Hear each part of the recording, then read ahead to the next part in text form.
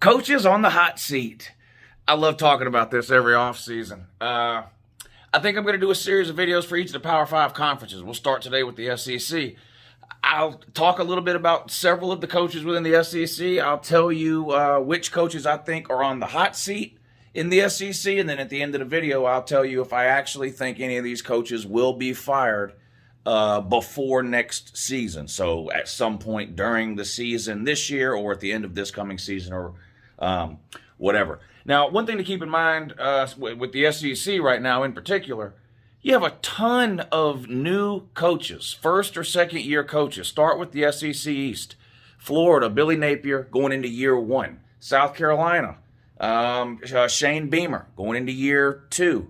Tennessee, Josh Heupel going into year 2. Missouri, Eli Drinkwitz going into year 3. Bob Stoops, Leah Clark Lee, is that his name, at Vandy, going into year 2. Bob Stoops at Kentucky, Kirby at Georgia, really the only 2 veteran coaches in the East. Florida's not going to fire Billy Napier after 1 year. Well, let me put a disclaimer out here.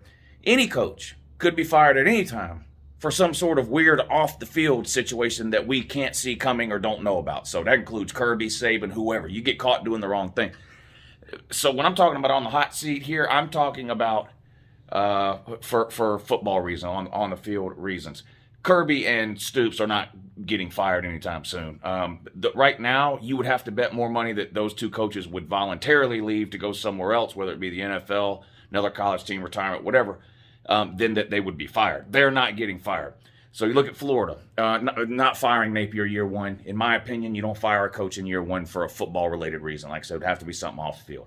Same thing for year 2. So, Beamer at South Carolina, Heupel at Tennessee, not getting fired. I don't care if they can go 4-8 this year. They're not going to get fired. Eli Drinkwitz at Missouri.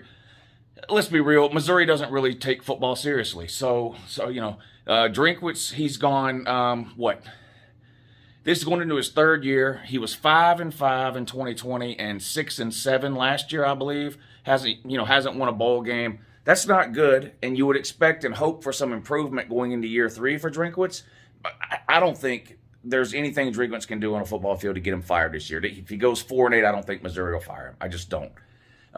So, in my opinion, there's really nobody in the East that is even close right now to being fired. So you can just forget the SEC East altogether.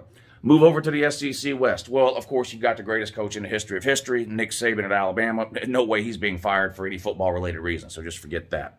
Jimbo Fisher out at Texas A&M. They're paying him $8, $9, $10 million a year. He just signed the best recruiting class in all of college football. Now, he's got to start not losing 4 games a year. That is true. That is a fact, but he's a national title-winning coach going into his, 3rd year now at Texas A&M. Really good year 2 years ago, and the COVID year with only the 1 loss. But then last year they beat Alabama, then had 4 completely unexplainable losses, and that's really been Texas A&M's problem, regardless of who the coach has been since they joined the SEC. You pretty much close your eyes and just, they're going to go 8-4. You don't even have to look into it that much. It seems like they go 8-4 almost every single year. He does have to improve on that, but he could go 8-4 this year. He's not going to get fired this year. It's just not happening. So cross Saban off the list, cross Jimbo Fisher off the list. Well, LSU just hired Brian Kelly. He's not going to get fired this year for any football-related reason. Cross him off the list. Sam Pittman at Arkansas, Sam Pittman might be doing the best coaching job in all of college football over the last two years. I mean, to think where Arkansas was at when they hired Sam Pittman and look where they are now, it is remarkable what he has done there with no head coaching experience.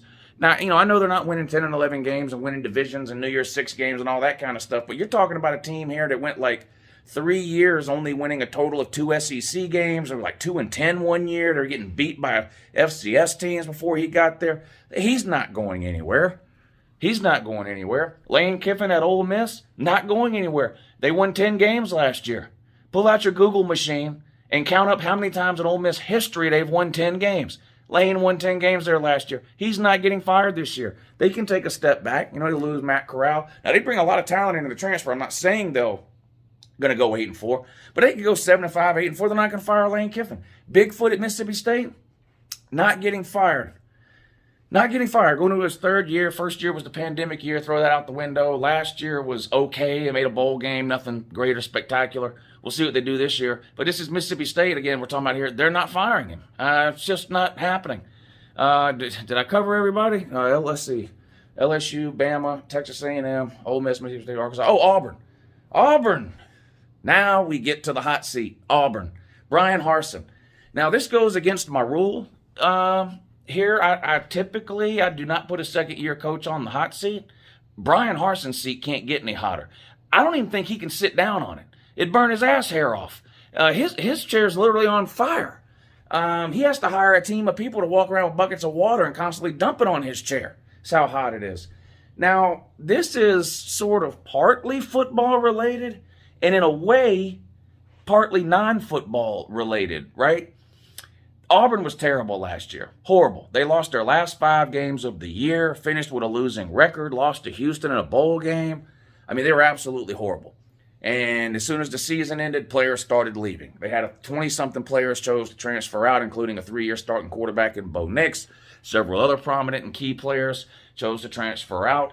Coaches transferred out. I mean, their defensive coordinator, what's his name? Derek Mason. Derek Mason quit Auburn. He was the defensive coordinator at Auburn. He quit to take the same job at Oklahoma State for less money. Terrible offseason. Then Brian Harsin goes on vacation to Mexico, and all these weird rumors start to come out. And it turns out there were some boosters or a group of boosters and alumni who sort of basically tried to attempt a coup while this man was overseas in Mexico. Now, their reasons for wanting him fired might have been football related. And also there was the rumor about his assistant or whatever. I've made a video on that already, so I'm not going to really get into that here.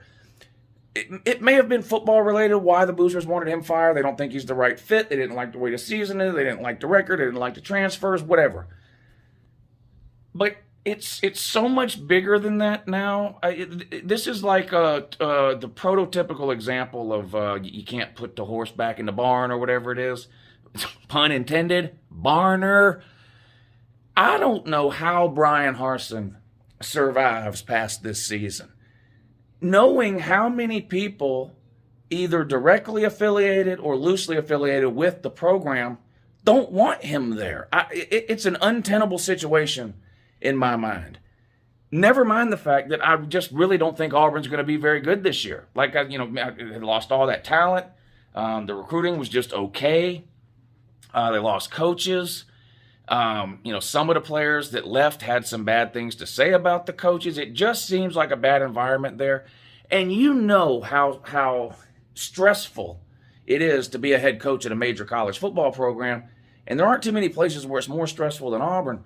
What do you think is going to happen at the end of September, beginning of October, this coming up football season, if Auburn's already got a couple of losses? However, whatever the percentage is of people that wanted Harsin fired this past offseason, every time he loses a game this year, that percentage of the fan base is going to get more and more. And you're not going to be able to quiet the boo birds and the fire Harsin people and all that. I can't really even imagine a record that Brian Harsin could have this year that would satisfy the people that want him gone, short of winning the SEC and making the playoffs. And that's just not happening. They are nowhere near Alabama right now. I feel like Texas A&M has passed them. I feel like Ole Miss has passed them. If Auburn were to play Arkansas tomorrow, I would bet on Arkansas. Auburn's got to play Georgia again this year. They can't beat Georgia. Auburn's something like 3-16 against Georgia in the last 19 games. Not beating this year's Georgia team. Plus, it's in Athens. It's just an untenable situation for Brian Harsin. So, in my opinion, I think he's really the only coach in the SEC on the hot seat in 2022. Maybe after this year, if things don't go well at Mizzou, maybe Drinkwitz is on this list next offseason. I just really can't see Missouri moving on from him after this year. And it's hard to even think of a third coach in the SEC. Who would be, if I told you right now that I had a time machine and I just fast forwarded to the end of this season and 3 SEC coaches got fired, How would you guess the three? So I don't even know if you can put three on this list. Mike Leach has sort of a weird personality. Maybe if Mississippi State starts winning 4 and 5 games a year for a couple of years, he wears out his welcome in Starkville. But doesn't it feel like we're at least several years away from that right now? I really think right now it's just Brian Harsin. If I put the over-under on, if I said how many teams in the SEC are going to have new coaches in 2023, and I put the over-under at 1.5, everyone would take the under, wouldn't they? I don't see any way possible more than one team changes coaches from the SEC after this coming season. I don't see it. So anyway, that's it. And now, you want my official prediction? Yes, I do think Auburn will be changing coaches again before next season. Even if Brian Harsin were to by some miracle go 8-4, I just think there's too many people that are already done with him. And his buyout would only be $15 million. I say only $15 million. I can't even fathom how much money $15 million is. But we're just so used to hearing these huge sums of money when we talk about sports these days that it makes $15 million seem like nothing. But yeah, if they fire him after this season, his buyout would be $15 million. Teams have paid more, so I don't know. Anyway, I'll do one conference. There's 5 conferences, so SEC today. I'll do a different conference each of the next 4 days. Coaches on the hot seat.